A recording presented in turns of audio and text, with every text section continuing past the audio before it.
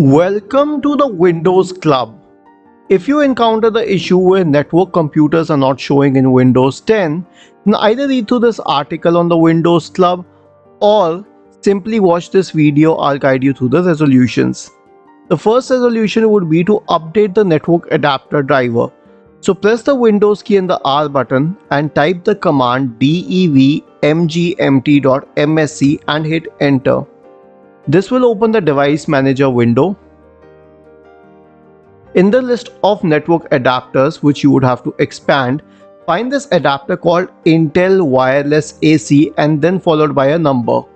Right click on it, select update driver and click on search automatically for drivers to update the network drivers. The next solution would be to reset WinSock and other related commands. So copy this list of command lines. Basically we will be releasing the IP address, renewing it, flushing the DNS and all. Search for command prompt in the Windows search bar. Click on run as administrator to open the elevated command prompt window.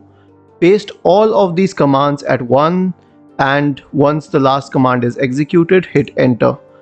That's it.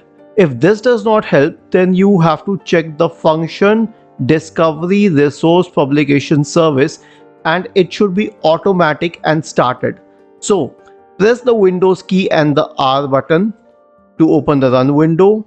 Type the command services.msc and hit enter to open the services manager window. Now let's read the name of the service once again, function discovery resource publication. We'll go to this service. Since it's in alphabetical order, I scroll down to F. This is the service. I double clicked on it. The startup type is at manual, which is wrong, so I'll shift it to automatic and hit start. Once this is done, I'll click on apply and on OK.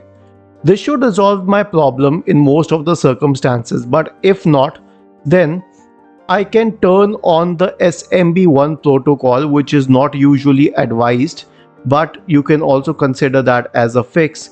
So press the Windows key and the R button to open the run window. Type the command appwiz.cpl and hit enter. This will open the programs and features window. Now click on turn Windows features on or off. In this list, you will have to scroll down to SMB1 and click on the plus like symbol just behind it. Now check the box associated with the CIFS client only and not the other two. Click on OK and the SMB protocol will be activated in a few minutes. If nothing else works, then you may consider performing a network reset, and to do so, click on the start button, select settings. In the settings menu, go to network and internet. Go to the status tab, which would actually be the first tab.